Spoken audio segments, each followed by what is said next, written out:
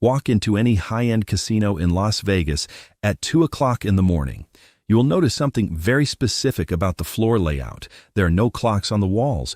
There are no windows to show whether it is day or night. The carpet is covered in chaotic, swirling patterns designed to keep your eyes moving. The air is flooded with subtle oxygen mixes and sweet fragrances. And every few seconds, a nearby slot machine bursts into a symphony of cheerful digital sound, flashing bright lights and spraying animated coins across a screen. The entire environment was engineered by behavioral psychologists to accomplish one single goal: to erase your sense of time, shut down your critical thinking, and keep you pulling that mechanical lever just one more time. Now, pull your smartphone out of your pocket and look at your home screen. Look at the glowing red notification badges. Look at the animated flame icon threatening to extinguish if you do not complete your daily lesson. Look at the progress bars filling up with gold stars. Look at the virtual confetti exploding across your screen because you completed 5 tasks on your work checklist. You are no longer sitting in a Las Vegas casino. The casino followed you home. It moved into your pocket. It rewired your brain, and it turned every single aspect of your daily existence into a digital slot machine. Welcome to the gamification of reality. For the past decade, tech companies have been selling us a very convincing fairy tale. They told us that gamification was a benevolent revolution. They claimed that by adding game elements like points, badges, leaderboards, and daily streaks to boring everyday tasks, they were making the world more fun, more engaging, and more productive. They promised that gamification would help us learn new languages, save money, work out consistently, and become the best version of ourselves. Allow me to translate that corporate pitch into harsh, psychological reality. Gamification is not an educational tool. It is not a wellness strategy. It is an industrial-scale behavioral manipulation system designed by the exact same minds that build slot machines for gambling addicts. They realized that human beings are notoriously bad at doing difficult long-term work that requires sustained discipline. But human beings are extraordinarily easy to hook on short-term, unpredictable dopamine rewards. So instead of helping you build genuine mastery, deep knowledge, or real-world competence, tech conglomerates hired teams of neuroscientists to weaponize dark design patterns against your ancient evolutionary brain. Take a look at language learning applications like Duolingo. On the surface, it looks like a harmless, friendly green owl helping you practice vocabulary. But look closer at the neurological machinery underneath. The app does not care whether you actually speak a language fluently after 3 years of daily use. What the app cares about is your streak, that little animated flame icon showing how many consecutive days you have logged in is a masterclass in psychological hostage-taking. If you miss a single day, the flame dies. Your progress bar resets. Your brain experiences a sudden spike of loss aversion, a psychological phenomenon where the pain of losing something feels twice as intense as the joy of gaining it. To prevent that loss, you will open the app while exhausted at midnight, blindly clicking on 3 trivial matching exercises just to keep the streak alive.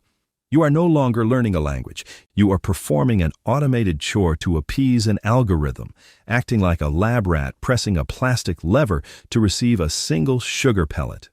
The app replaced the rich, meaningful goal of human communication with the mindless maintenance of a digital number. And language apps are just the entry-level drug in this behavioral ecosystem. Look at what happens when gamification invades the world of personal finance and retail trading. When the trading application Robinhood launched, it revolutionized how young people interacted with the stock market.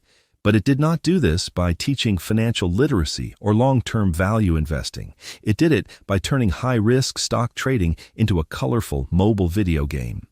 When you bought a speculative stock or traded complex financial options on Robinhood, the app did not present you with sober financial charts or risk warnings. It showered your screen with digital confetti. It vibrated your phone with haptic feedback that mimicked the exact physical sensation of winning on a slot machine. It used neon colors, spinning wheels, and push notifications telling you that market action was happening right now. They transformed complex, life-altering financial decisions into a quick dopamine swipe. They weaponize the exact same neurological mechanisms that cause compulsive gambling, dressed it up as financial empowerment, and watched as millions of young users gambled away their life savings while chasing the digital confetti. Because, in the eyes of the gamified platform economy, your financial destruction is just collateral damage. The only thing that matters is keeping you logged into the game. If you think gamification is restricted to harmless consumer apps on your phone, look at what happens when this technology is handed to your employer. In the gig economy, companies like Uber, Lyft, and Amazon have turned behavioral manipulation into their primary method of workforce management. Take Uber driver management as a case study in corporate psychological control. Uber does not employ traditional human managers to supervise their drivers. They do not have shift supervisors standing on street corners. Instead, they replaced human management entirely with an algorithm designed around dark design patterns and casino mechanics. When an Uber driver attempts to log off for the night to go home to their family, the application does not simply close. It triggers an immediate pop-up message showing a glowing progress bar. It tells the driver that they are only $4 away from reaching an arbitrary target of $150. It shows them a small animated map with a heat zone, whispering that high demand is just 3 minutes away. Before the driver can even process their physical exhaustion, the algorithm automatically queues up the next ride request, using autoplay mechanics borrowed directly from Netflix and online gambling sites. The driver is pushed into a psychological state known to game designers as the ludic loop. The ludic loop is a trance-like state where a human being performs a repetitive action over and over again, convinced that the next turn, the next spin, or the next ride will bring the ultimate reward.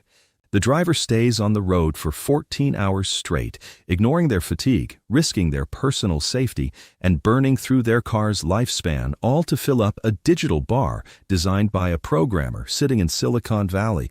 They are not working harder because they are earning significantly more money. They are working harder because the application hijacked their brain's reward processing system. And this algorithmic exploitation is rapidly spreading from delivery drivers to corporate office workers.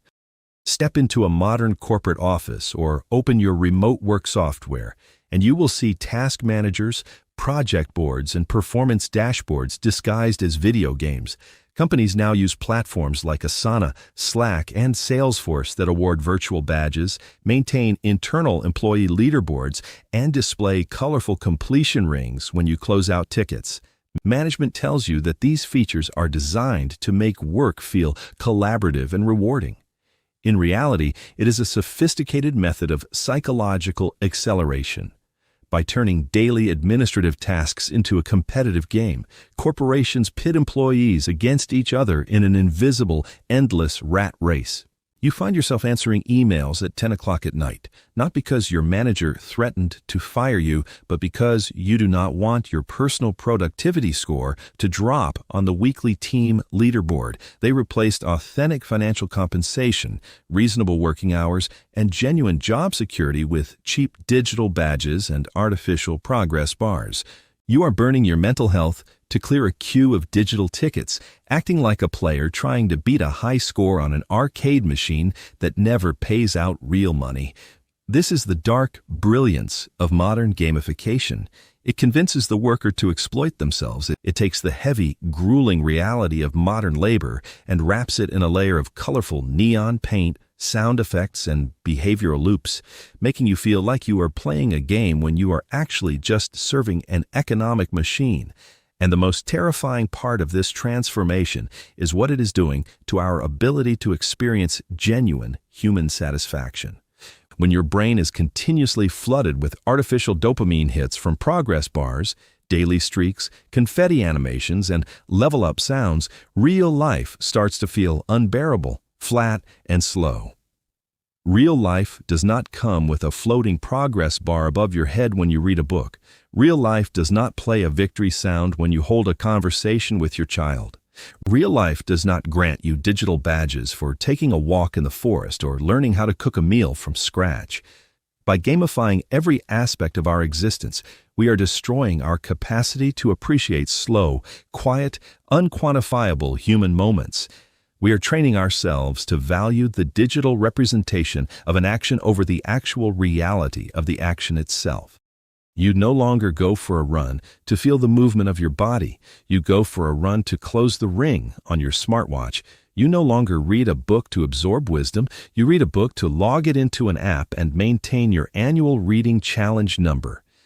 The real world becomes a secondary, boring backdrop, while the fake digital game becomes the only thing that feels real.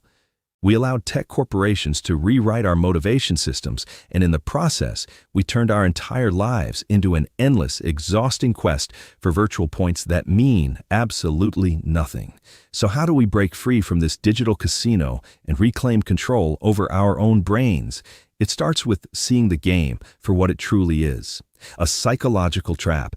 The moment you realize that every progress bar, every daily streak, every explosion of digital confetti, and every glowing red notification badge was engineered by behavioral scientists to manipulate your dopamine system, the illusion begins to shatter. You do not owe loyalty to an application. You do not owe your peace of mind to a glowing green owl, a smartwatch ring, or a corporate dashboard.